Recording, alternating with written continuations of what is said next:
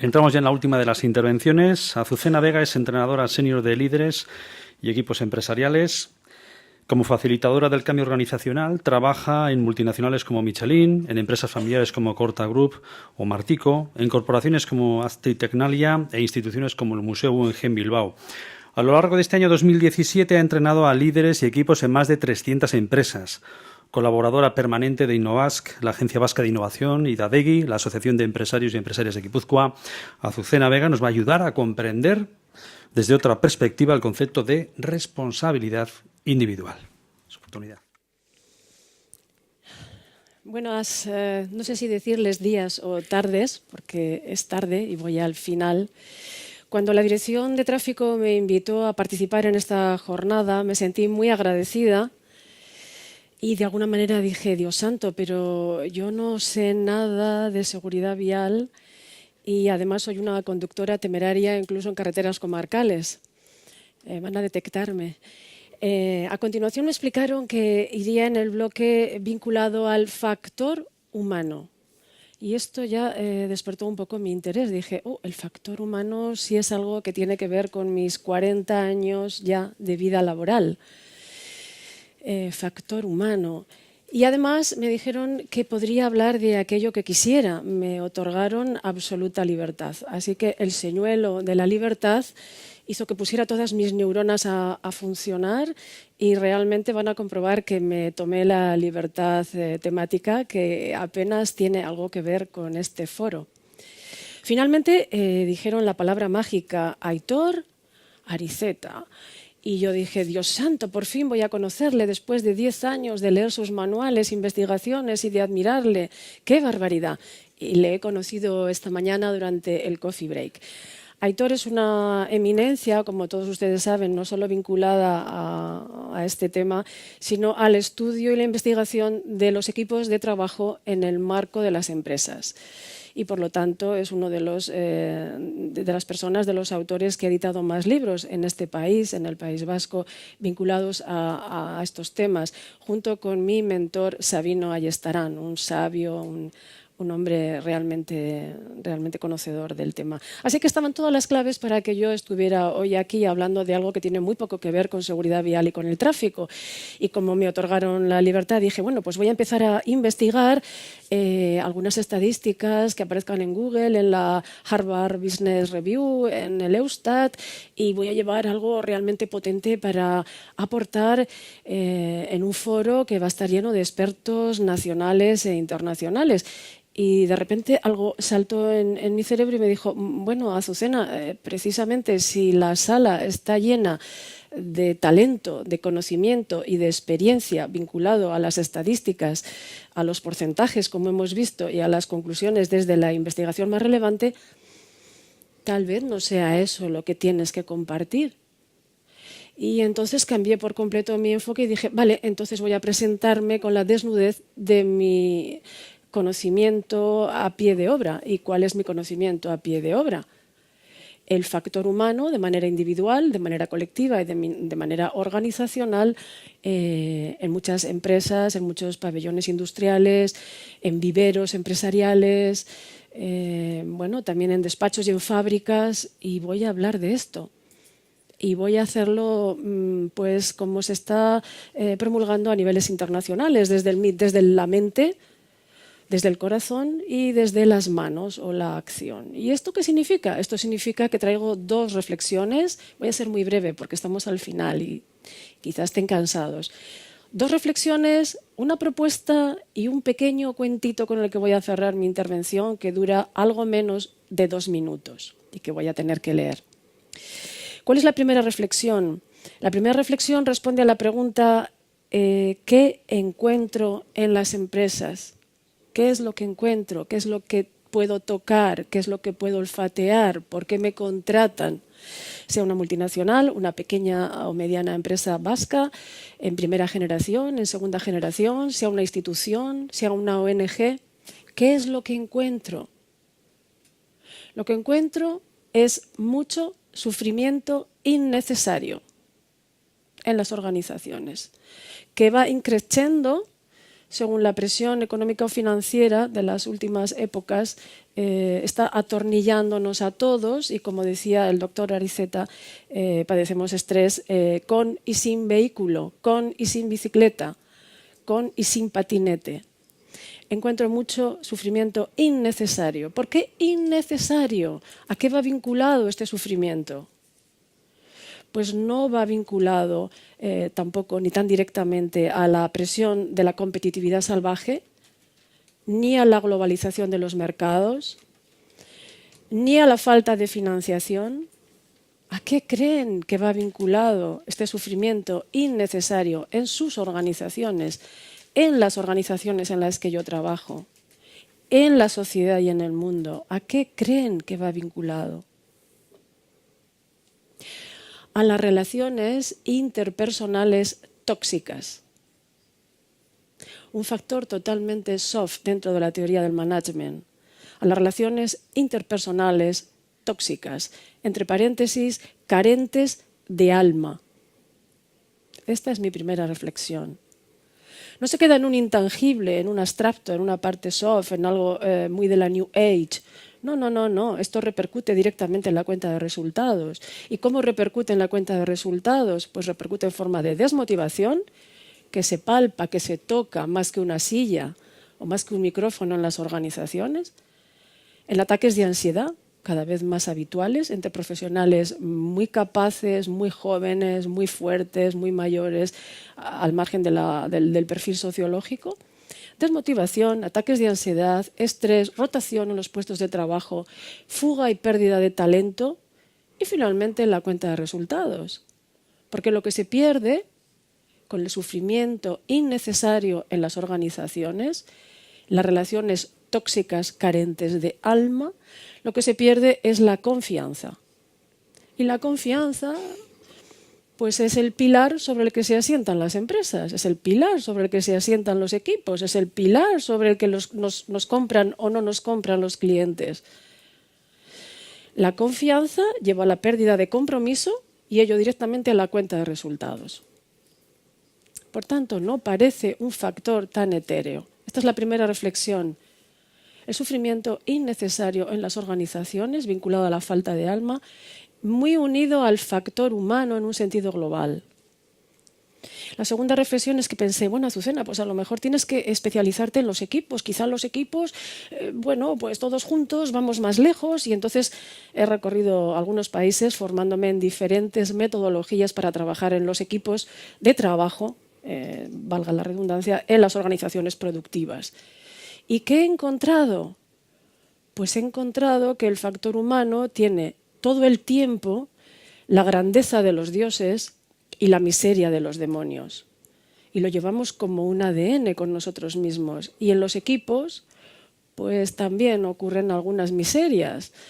Y si bien es cierto que los equipos se equivocan menos que los líderes en solitario, que tenemos las inteligencias múltiples, que juntos vamos más lejos con la dichosa sinergia, si bien todo esto es cierto, emergen como corchitos debajo de la ría del Nervión tres grandes enemigos de los equipos. ¿Se les ocurre cuáles pueden ser? Tres grandes enemigos de los equipos que vienen de la mano del factor humano.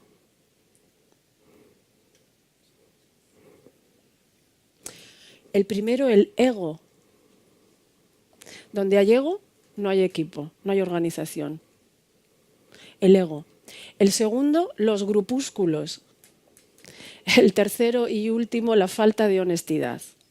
De esto también sabe mucho el doctor Ariceta, porque lo ha estudiado y publicado en numerosos libros de cabecera en el mundo de la empresa. Donde hay ego está la supremacía del yo frente al nosotros. La supremacía del yo frente al nosotros acaba con toda organización, el yo a cualquier precio, el yoísmo, en detrimento de la totalidad. Los grupúsculos son una polaridad tensional en el que estás conmigo o contra mí. Por tanto, vuelve a erosionar la totalidad. Finalmente, debajo de la falta de honestidad, lo que hay es una disonancia brutal entre el siento, pienso, digo, hago. Siento, pienso, digo, hago. Una disonancia, una incoherencia absoluta. Sin lo cual es imposible el liderazgo. Hace añicos el liderazgo. Hace añicos la credibilidad. Es imposible que nadie te siga si eres incoherente. Por tanto, el factor humano está todo el tiempo, digamos, pululando en nuestras organizaciones con unos efectos no demasiado optimistas al día de hoy. Insisto en que como un ADN compartimos la grandeza de los dioses y la miseria de los demonios, y que cada uno de nosotros, cada uno de ustedes está en una organización y tiene un cierto rango y tiene un cierto poder y un cierto nivel de influencia. Y esa es mi apelación. ¿Qué hacemos cada día para inclinar la balanza del lado de los dioses o del lado de los demonios? Porque debajo y en paralelo están sufriendo las personas, los seres humanos que somos. Y en última instancia, ¿qué nos diferencia de los drones, de los robots y de las máquinas? ¿Qué nos diferencia? El factor humano. ¿Y qué es el factor humano? Una apelación trascendente a que hagamos de este planeta probablemente un lugar mejor cuando nos hayamos ido. Y eso se hace cada día, en cada decisión, en cada plan estratégico, en cada toma de decisiones, en cada grupúsculo, en cada mentira o verdad a medias que digo. Bueno, tenemos que salir de este atolladero, Azucena. Entonces, ¿qué es lo que nos propones? Pues lo que les propongo es que tengamos una mirada sistémica. Sistémica, me voy hacia atrás, como un gran angular, una mirada sistémica acorde con todas las tendencias de vanguardia mundial, una mirada sistémica global en la que tratemos de salvarnos todos. Del sufrimiento innecesario, de las relaciones interpersonales sin alma, del ego, de los grupúsculos y su polaridad tensional, que todo lo destroza, el proyecto más bello, su propia viabilidad. ¿Y qué nos propones con esta mirada sistémica y global? Pues, como les digo, que nos salvemos juntos. ¿Y eso qué significa? Bueno, pues significa hacer un barrido global por diferentes planetas, planetas todavía no, por diferentes países, y veamos qué se está publicando y qué se está investigando. Y traigo a la sala, y solo lo voy a citar, y con esto pasaré ya al pequeño relato. Traigo 3 grandes líneas de trabajo que ponen un poco de esperanza al final del túnel. Un poco de esperanza. La primera viene desde el MIT, Massachusetts Institute of Technology, Estados Unidos, donde se está trabajando desde allí en todo el planeta, también en País Vasco y desde luego en Europa. Hay bastantes casos concretos. Se está trabajando la llamada teoría U. Acuérdense, es fácil, la U. Es una bajada a niveles de conciencia, es una subida con prototipos y otra manera de operar en las organizaciones. No es algo muy teórico ni muy lejano. Es algo muy comprensible y es algo muy aplicable. Se está aplicando en el Ayuntamiento de Vitoria, se está aplicando en el Ayuntamiento de Dublín. Hay un montón de U-Labs por todo el planeta, muy activos en el País Vasco. La teoría U, vinculada a Otto Scharmer y a su equipo más cercano. Por ejemplo, les sonará Peter Senger, de la quinta disciplina, Arawana Yasi, etc. Es toda una línea de trabajo que estamos aplicando en algunas empresas. Es de vanguardia absoluta y tiene resultados concretos, no es una pajarada en la nada, en el vacío. Otto Scharmer. Desde Austria llega Christian Felber. Con Christian he coincidido en numerosas ponencias, le he traído, le he presentado en algunos lugares. Christian Felber es el autor de La economía del bien común. Ya lo dice todo por sí mismo, economía del bien común, Christian Felber. Ambos, tanto el primer autor, Otto Scharmer, como Christian Felber de La economía del bien común, lo que nos proponen es que pasemos del ego system al ecosystem, del yo, al nosotros o al todo. Y esto es posible y es viable y da números. Y la pregunta es si da números, da mejores números. Finalmente, y para terminar, el belga, Christian Lalux, lo que nos trae es el título que he utilizado y que es de su libro homónimo, que es Reinventar las organizaciones. Creo que es urgente, no solo necesario, urgente, imprescindible, que reinventemos las organizaciones desde el factor humano, desde las personas. Reinventar las organizaciones, y su propuesta viene a decir que es posible asegurar la sostenibilidad de los negocios. Sin resultados no hay empresas. Es posible ejercer una cierta ética, y sin el cierta mejor. Es posible poner en marcha una buena gobernanza, al mismo tiempo que desarrollamos a las personas, es decir, a los profesionales, y tenemos contentos a los stakeholders, tenemos contentos a los proveedores, a los clientes, que en definitiva pagan por el servicio. Y lo avala con un montón de aplicaciones prácticas con empresas y nombre y apellido en el libro Reinventar las organizaciones. Así que son 2 reflexiones, una propuesta al final del túnel con al menos 3 líneas metodológicas con sus correspondientes libros muy bien documentados y fáciles de entender, no tanto de aplicar como todo lo que es valioso en la vida.